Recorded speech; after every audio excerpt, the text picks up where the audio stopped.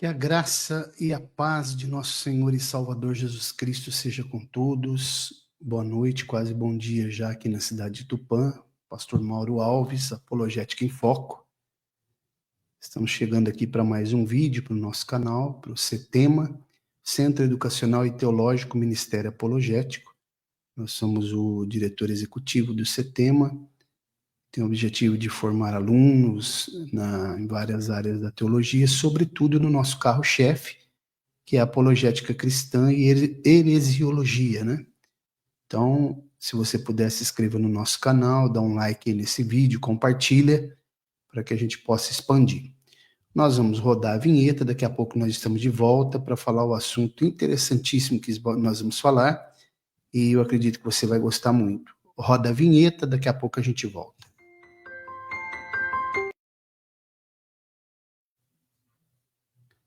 Pois bem, Apologética em Foco, aqui, Pastor Mauro Alves. O que nós vamos falar aqui hoje é exatamente o que vai passar aí, eu vou colocar aqui no teu rodapé para você estar dando uma olhada. Observem, EBD, pré-aula 1, quando as heresias ameaçam a unidade da igreja. É exatamente o que nós vamos começar a fazer aqui hoje, uma série, né, desse trimestre da escola dominical, que é algo que chama bastante atenção, é exatamente o nosso carro-chefe, a apologética cristã, e esse trimestre, primeiro trimestre de 2025, né, de janeiro de 2025, primeiro trimestre, nós vamos falar, a revista da Escola Dominical vai abordar exatamente essa questão das heresias, né, em defesa da fé cristã. É o pastor Ezequiel Soares, que também é apologista, que vai ser o comentarista, é o comentarista. E nós vamos estar trazendo aqui pré-aulas, né? Eu sou um dos professores de escola dominical da nossa igreja sede aqui em Tupã, sede do campo aqui, e vou estar trazendo aqui, fazendo alguns vídeos de pré-aulas para professores de escola dominical, para alunos, e assim, pessoas que gostam de aprofundar no tema. Eu estou aqui com a revista da escola dominical, né? Está aqui na minha mão, do professor, do mestre, para você poder ver, está aqui, ó. E nós vamos começar falando exatamente sobre a lição 1, quando as heresias ameaçam a unidade da igreja. Isso aqui é muito interessante, né? Quando as heresias ameaçam a unidade da igreja. Então vamos lá, o texto áureo, ele está fundamentado na carta do apóstolo Judas, né? Capítulo único, verso 3, que diz assim: Amados, procurando eu escrever-vos com toda a diligência acerca da comum salvação, tive por necessidade escrever-vos e exortar-vos a batalhar pela fé que uma vez foi dada aos santos. Versículo 3, né? Agora observe, o que Judas, o apóstolo Judas, o meio-irmão de Jesus, ele está trazendo aqui para nós entendermos, é que ele não tinha, a priori, a intenção de escrever sobre defesa da fé. Lembrando que 2/3 do Novo Testamento, 2/3 do Novo Testamento foram escritos com o objetivo de fazer defesa da fé. Depois tem muitas pessoas aí que não querem ouvir os apologistas, dizem que não é necessário fazer defesa da fé, que a Bíblia mesmo se defende. Inclusive, eu quero abrir um parênteses aqui e lembrar que a igreja brasileira, eu fiz até um vídeo que está lá no meu canal, Apologética Cristã Agonizando. A apologética cristã está na UTI, né? E como diz o pastor Martinez, que é um apologista lá, o diretor do CACP, Centro Apologético Cristão de Pesquisa, lá em Rio Preto, ele diz que a teologia ela é o patinho, a apologética é o patinho feio da teologia. E eu concordo com ele em gênero, número e grau. Então observem que os pastores brasileiros, eles fecharam as portas para a apologética, porque eles não querem falar sobre o assunto. Inclusive, esse trimestre da escola dominical vai incomodar muitos pastores, porque eles querem deixar o povo à vontade, eles não querem mexer com medo de perder seus dízimos, suas ofertas, seus membros, e eles querem deixar a igreja aí à mercê da sorte, sem tocar no assunto de apologética. É um terror para alguns pastores, apologética cristã, né? A igreja brasileira fechou as portas para a apologética cristã. E lá em Provérbios tem um texto que diz que se alguém derrubar um muro, uma cobra o morderá. Esse muro tipifica a doutrina da igreja, né? A doutrina sistematizada por Jesus e pelos apóstolos, e a cobra, é claro que ela tipifica Satanás, né? Então, muitas igrejas já derrubaram esse muro há muito tempo e Satanás está fazendo festa, né? Está cirandando no arraial dessas igrejas. Mas voltando ao texto do apóstolo Judas, observe que ele diz que, procurando escrever com toda a diligência acerca da comum salvação, tive por necessidade escrever-vos e exortar-vos a batalhar, quer dizer, uma guerra, né? É uma guerra pela fé que uma vez foi dada aos santos. Essa fé aqui que o apóstolo Judas está falando não é a fé pistis, né, do grego, que está relacionado com crer, a fé salvífica, mas é um conjunto de doutrinas que foi sistematizado, falado por Jesus e sistematizado pelos apóstolos, né? E depois por toda a história da igreja, toda a teologia, nesses 2000 anos de teologia. E é interessante que ele não tinha nenhum objetivo a priori de falar sobre defesa da fé, ele ia falar sobre soteriologia, sobre salvação, mas foi necessário falar, né? A verdade prática, heresias são crenças e práticas contrárias ao pensamento bíblico que distorcem os pontos principais da doutrina bíblica. Então tá aqui, essa lição, ela tem 3 objetivos principais. Eu vou ler aqui a leitura bíblica em classe, que está em Atos 20, do 28 ao 31, 1 Pedro 3, 15 e 16, 2 Pedro 2, do 1 ao 3, diz assim: Olhai por vós e por todo o rebanho sobre que o Espírito Santo vos constituiu bispos, para apacentardes a igreja de Deus, que ele resgatou com seu próprio sangue. Porque eu sei isto, que depois da minha partida, entrarão no meio de vós lobos cruéis, que não perdoarão o rebanho, que dentre vós mesmos se levantarão homens que falarão coisas perversas para atraírem os discípulos após si. Portanto, vigiai, lembrando-vos de que durante 3 anos não cessei, noite e dia, de admoestar com lágrimas a cada um de vós. Antes, santificai a Cristo como Senhor em vosso coração e estais sempre preparados para receber com mansidão e temor a qualquer que vos pedir a razão da esperança que há em vós, tendo uma boa consciência, para naquilo que falam mal de vós, como de malfeitores, fiquem confundidos os que blasfemam do vosso bom procedimento em Cristo. E também houve entre o povo falsos profetas, como entre vós haverá também falsos doutores, que introduzirão encobertamente heresias de perdição, e negarão o Senhor que os resgatou, trazendo sobre si mesmo repentina perdição. E muitos seguirão suas dissoluções, pelos quais será blasfemado o caminho da verdade. E por avareza farão de vós negócios com palavras fingidas, sobre os quais já de longo tempo não será tardia a sentença, e a sua perdição não dormita. Então está aqui um conjunto, né, são 3 passagens bíblicas, mostrando exatamente um cenário que nós estamos vivenciando. Parece até que eles estão vivendo aqui hoje, né? Por isso que a Bíblia ela é tão atual e, como dizia o pastor Billy Graham, mais atual do que o jornal de amanhã. Então, nós percebemos aqui algo muito bem fundamentado sobre a defesa da fé, falando de muitas coisas que estão acontecendo, e eu quero já deixar bem claro que, na verdade, não existe nada novo. É o velho truque de Satanás, que começou lá no Éden, né? O engodo de Satanás, apenas com uma roupagem nova e mais bonita. Assim são todas as heresias, né? E aqui tem 3 objetivos específicos. Primeiro, identificar as ameaças hereges que assolam a igreja de Cristo nos últimos dias. Segundo, apresentar o conceito de apologética cristã. E terceiro, definir o que são as heresias. Então, tá aqui os 3 objetivos principais da lição. A introdução vai falar o que é heresias, né, que são crenças e práticas contrárias ao pensamento bíblico, porque distorcem pontos principais da doutrina, né?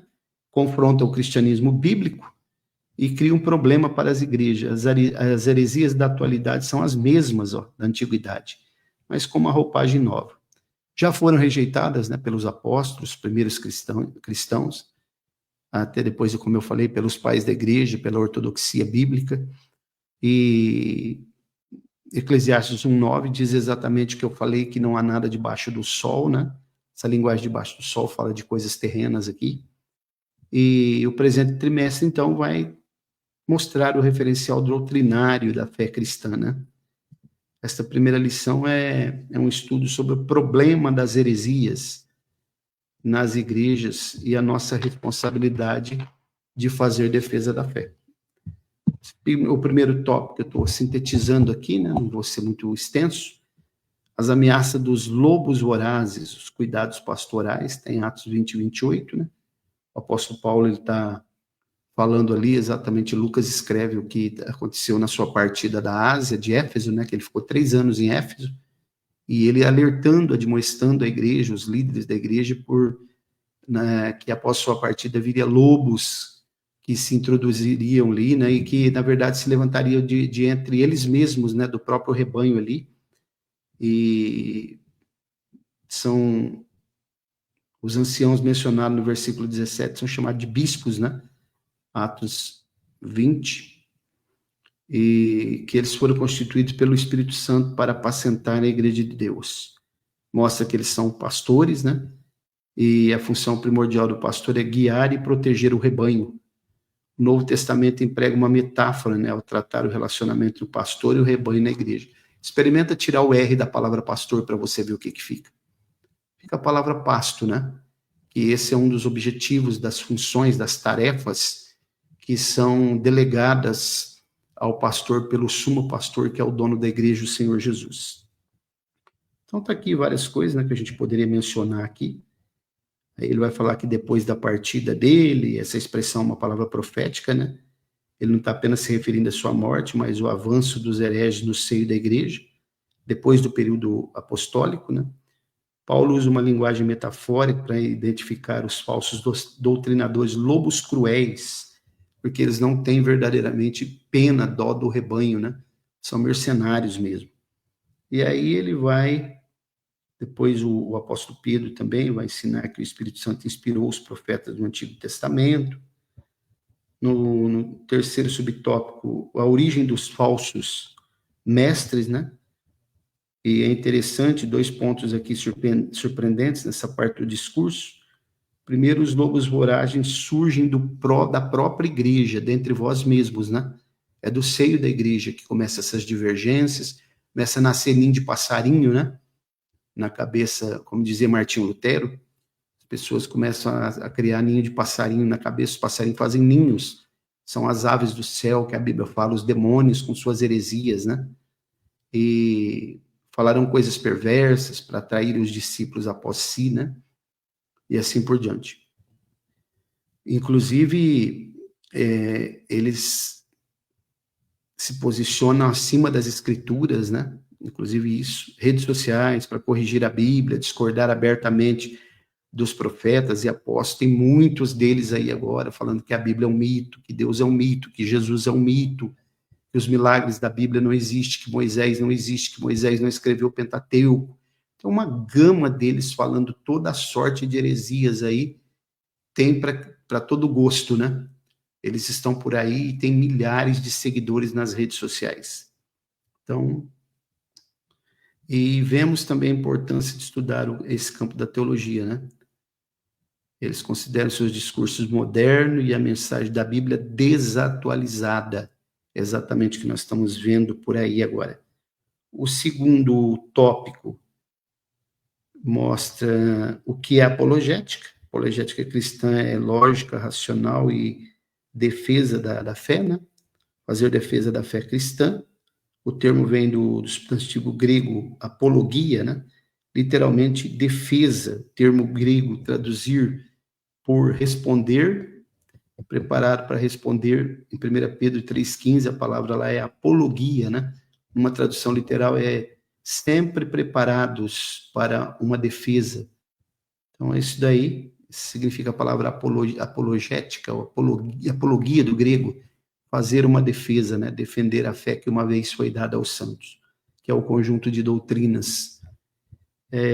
Apologética mostra que o cristianismo é racional, os dados da revelação podem ser explicados de maneira metódica e sistemática, ok? A defesa que Pedro se refere em 1 Pedro 3,16, né?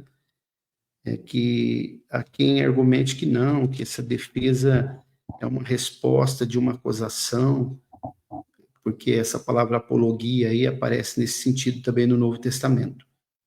Mas o versículo 16 fala do bom testemunho do cristão, que serve para provar a inconsistência das acusações contra os crentes.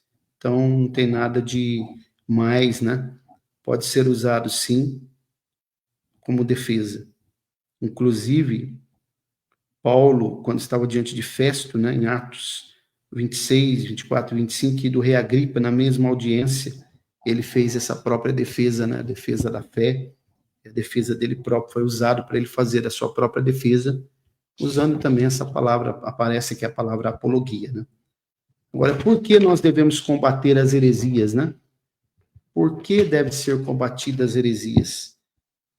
Primeiro, para defesa própria, né? 1 Timóteo 4,16, devem estar bem informados daquilo, os cristãos devem estar bem informados, né? Daquilo que vários grupos ensinam, para saber refutá-los biblicamente, para ajudar os outros na compreensão da própria fé, principalmente os que rejeitam pontos fundamentais da fé cristã. Esses dias eu estava ouvindo um cidadão dizendo que Jesus foi um camponês analfabeto, e é um antropólogo, e que ele não influenciou quase ninguém, que ele influenciou só apenas alguns camponeses, e que quem fez essa construção do Deus Jesus Cristo, Jesus o Deus, né? Porque o Jesus histórico era um camponês analfabeto. Foram os cristãos, os discípulos e o próprio apóstolo Paulo que construiu isso daí e fez com que o cristianismo se tornasse a maior religião do mundo, mas que Jesus nunca ressuscitou, que Jesus foi um camponês analfabeto. Agora, vocês imaginem, muito quente aqui na cidade de Tupã hoje. Então, é necessário, né? Deve, embora esse debate ele deva sempre ocorrer, nunca ad hominem, né? Nunca no campo pessoal. Deve ocorrer de maneira bem respeitosa, com argumentos bíblicos, fundamentação bíblica, né? E sempre respondendo com mansidão, como diz o apóstolo Pedro, as objeções contra a fé, né? E terceiro tópico, o que são heresias? Heresias, haires, a palavra haireses, né? O termo grego traduzido lá, em Atos 5:17, Atos 15:5, 24:5 e 28:22. Aparece lá a palavra seita, né? Heresias. É verdade que o cristianismo também foi chamado de seita, né, no Novo Testamento. Mas a palavra seita, muitos apologistas hoje eles dizem que não pode ser usado mais, não deve ser usado, porque é muito pejorativo. Inclusive o comentarista da lição ele aborda isso, né? Que é muito pejorativo, mas eu quero fazer uma reflexão aqui com você. Imaginem que um medicamento, eu conheço bem dessa área, que eu trabalho nessa área há muitos anos também, a área campo farmacêutico. Imagine que um medicamento que está no mercado há um tempo, ele foi comprovado que ele tem alguns efeitos colaterais, reações adversas que podem levar a pessoa à morte. Vocês acham que o nome desse medicamento deve ser revelado, anunciado pela Anvisa ou não? O que vocês acham? Uma pergunta que eu estou fazendo. Agora, eu acredito que vocês vão responder que sim. Então, imagine se as heresias fazem mal para a igreja, para o cristianismo ortodoxo, para a fé cristã.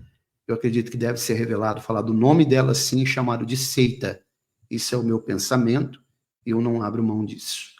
Quando as heresias ameaçam a unidade da igreja, né? Esse é o assunto que nós estamos falando aqui.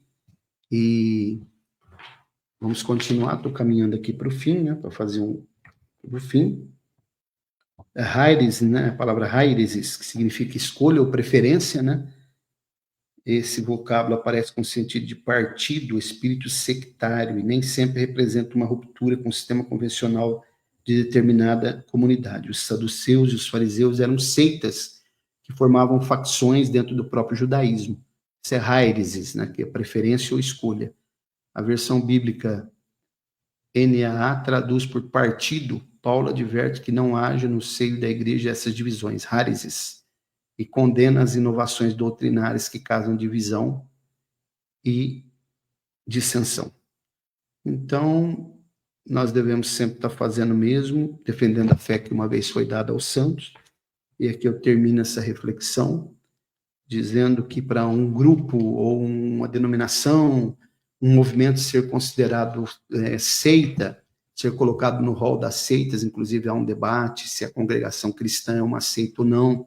Muitos até tentaram colocar no rol das seitas, mas não foi mesmo batido o martelo, porque ela não passou nos critérios, o crivo e os critérios que existem, são vários critérios que precisa ser estudado, né? Os 3 principais é o doutrinário, o sociológico e o moral, para ver se realmente um grupo, uma denominação, um movimento, ele tipifica como seita. Então, que nós possamos guardar. Eu concluo dizendo aqui a conclusão da revista: os apóstolos responderam aos opositores da fé e lançaram a base da nossa teologia. Todos os escritos do Novo Testamento mostram essa luta acirrada contra as falsas doutrinas. Pois, tarefa da igreja atual batalhar pela fé que uma vez foi dada aos santos. Finalizamos com a seguinte pergunta para reflexão: estamos a fazer pela verdade o que esses agentes das heresias fazem pela mentira? É uma pergunta que eu estou fazendo aqui. E dizer o seguinte, que muitos pastores, líderes, dizem que você não pode ser agressivo, que a apologética é agressiva, que é você agredir a fé dos outros, que é brigar entre si, que eu já vi cristãos postando nas redes sociais, crentes brigando com crentes. Não se trata de briga. Eu disse ad hominem, não, no campo pessoal, não, mas trata-se de fazer defesa de uma vez, da fé que uma vez foi dada aos santos. Deus abençoe, boa aula domingo, espero que você tenha gostado. Se inscreva lá no nosso canal CETEMA, Centro Educacional e Teológico Ministério Apologético. Vou ficando por aqui, um abraço a todos, Deus abençoe e até a próxima, se Ele assim permitir.